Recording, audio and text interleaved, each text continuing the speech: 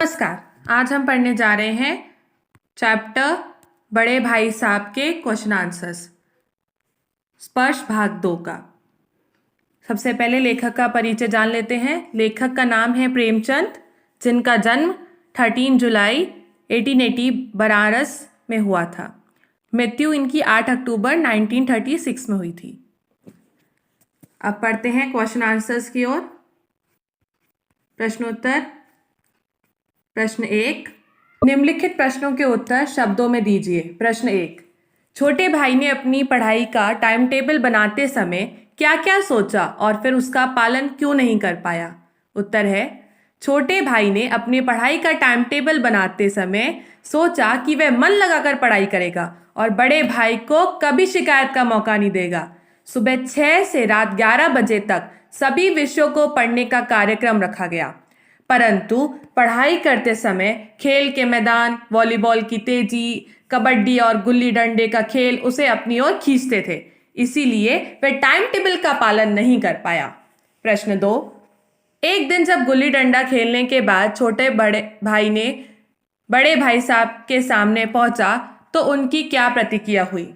उत्तर है, एक दिन जब गुल्ली डंडा खेलने के बाद छोटा भाई बड़े भाई साहब के सामने पहुंचा तो उनकी प्रतिक्रिया बहुत भयानक थी। वह बहुत गुस्से में थे। उन्होंने छोटे भाई को डांटते हुए कहा कि प्रथम दर्जे में पास होने का उसे घमंड हो गया है और घमंड के कारण रावण जैसे भूमंडल के स्वामी का भी नाश हो गया था, तो हम तो फिर भी साधारण इंसान हैं।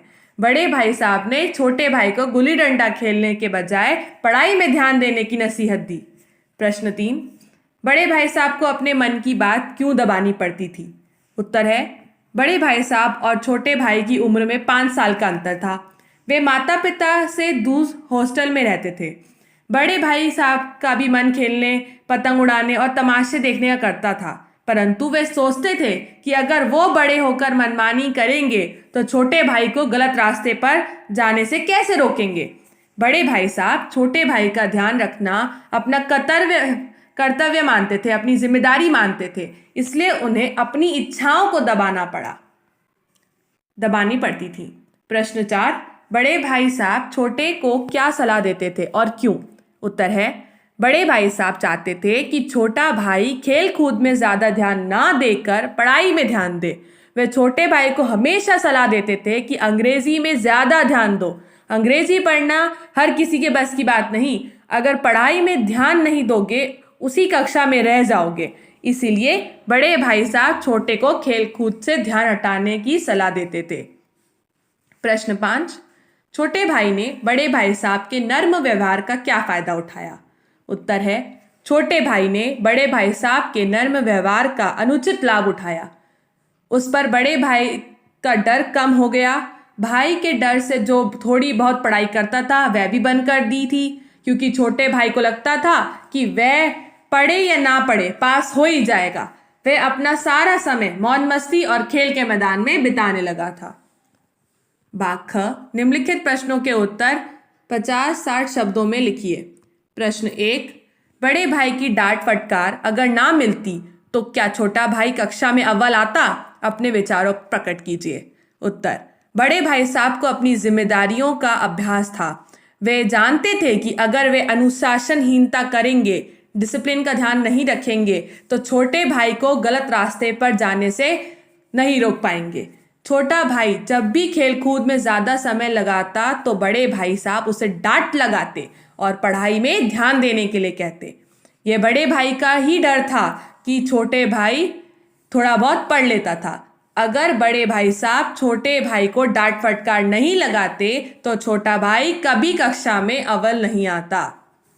प्रश्न 2, बड़े भाई साहब पाठ में लेखक के समूची शिक्षा के किन तौर तरीकों पर व्यंग किया है? क्या आप उनके विचारों से सहमत हैं? उत्तर, बड़े भाई साहब पाठ में लेखक ने समूची शिक्षा के तौर तरीकों पर व्यंग करते हुए कहा है, आयरनी, व्यंग मतलब आयरनी होती है, कि ये शिक्षा अंग्रेजी बोलने पढ़ने पर जोर देती है, चाहे किसी को अंग्रेजी पढ़ने में रुचि है या नहीं। अपने देश के इतिहास के साथ साथ दूसरे देशों के इतिहास को भी पढ़ना पड़ता है, जो बिल्कुल भी जरूरी नहीं है। यहाँ पर रटने वाली प्रणाली पर जोर दिया जाता है। बच्चों को कोई विषय समझा आए या ना आए, रटकर परीक्षा में पास हो जाते हैं। छोटे छोटे विषयों पर लंबे लंबे निबंध लिखने होते हैं। ऐसी शिक्षा प्रणाली जो लाभदायक कम और बोझ ज्यादा लगना ठीक नहीं है। प्रश्न 3, बड़े भाई साहब के अनुसार जीवन की समझ कैसे आती है? उत्तर है, बड़े भाई साहब के अनुसार जीवन की समझ केवल किताबी ज्ञान से नहीं आती बल्कि जीवन के अनुभवों से आती है। इसके लिए उन्होंने अपनी अम्मा, दादा और हेडमास्टर की माँ का उदाहरण भी दिए हैं। उनका कहना है कि इतने पढ़ने होने के बाद भी अगर बीमार भी पड़ जाते हैं तो परेशान हो जाते हैं, लेकिन हमारे माँ दादा बिना पढ़े ही हर मुसीबत का सामना बड़ी आसानी से कर लेते हैं। इसमें केवल इतना ही फर्क है कि उनके पास हमसे ज़्यादा जीवन का अनुभव है। बड़े भाई के अनुसार अनुभव ही समझ दिलाता है। प्रश्न 4, छोटे भाई के मन में बड़े भाई के प्रति श्रद्धा क्यों उत्पन्न हुई?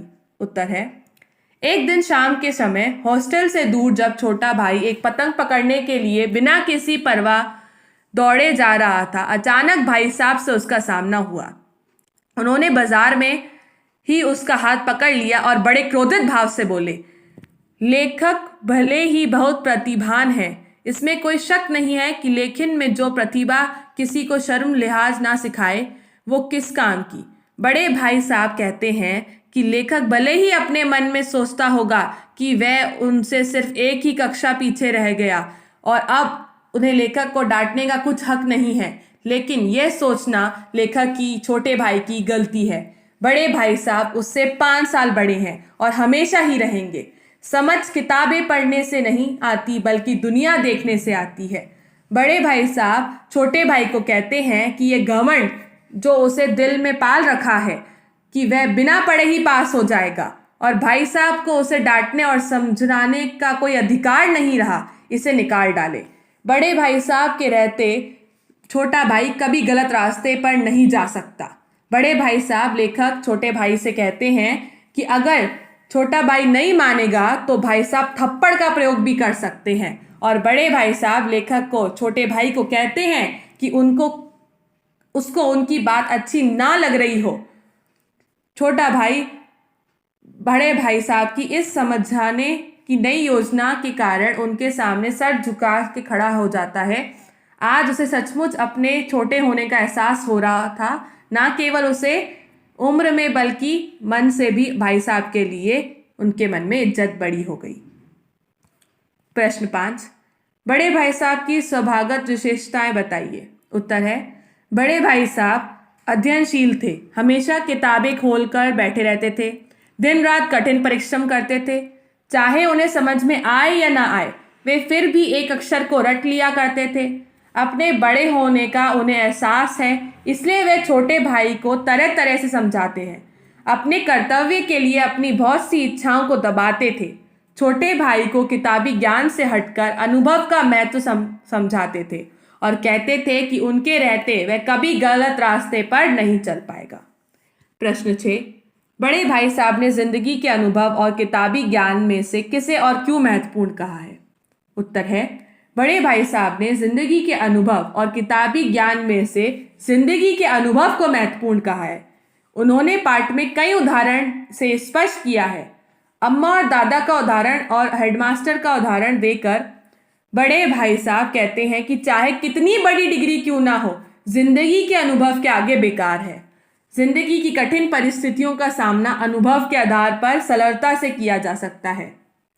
प्रश्न 5, बताइए पाठ के किन अंशों से पता चलता है कि क छोटा भाई बड़े भाई का आदर करता था। उत्तर है, छोटा भाई को पतंगबाजी का नया शौक हो गया था और अब उसका सारा समय पतंगबाजी में ही गुजरता था। फिर भी वह भाई साहब की इज्जत करता था और उनकी नजरों से छिपकर ही पतंग उड़ाता था। मांझा देना, करने भागना, पतंग टूर्नामेंट की तैयारियां, ये सब काम भाई साहब से छुपकर किया करता था। भाग ख, भाई साहब को जिंदगी का अच्छा अनुभव है। उत्तर है, भाई साहब का अपने कर्तव्यों के लिए अपनी इच्छाओं को दबाना, छोटे भाई को जीवन के अनुभव पर उदाहरण देना, ये सब दर्शाता है कि भाई साहब को जिंदगी का अच्छा अनुभव है। भाग ख, भाई साहब के भीतर भी एक बच्चा है। उत्तर, जब भाई साहब ने कटी पतंग देखी तो लंबे होने की वजह से उन्होंने उछाल कर डोर पकड़ ली और बिना सोचे समझे हॉस्टल की ओर दौड़े। यह दर्शाता है कि भाई साहब के अंदर भी एक बच्चा है। भाग ख, भाई साहब छोटे भाई का भला चाहते हैं। उत्तर है, भाई साहब हर समय छोटे भाई को पढ़ने के लिए कहते थे, समय व्यर्थ समय बेकार करने पर डांट लगाते थे और चाहते थे कि वह कभी गलत रास्ते पर ना जाए। इसी के साथ हमारे क्वेश्चन आंसर्स खत्म होते हैं, प्रश्नोत्तर यहीं पे खत्म होते हैं। धन्यवाद। आपसे मिलेंगे नेक्स्ट वीडियो में। Please like share subscribe my videos and press the bell icon on. Thank you.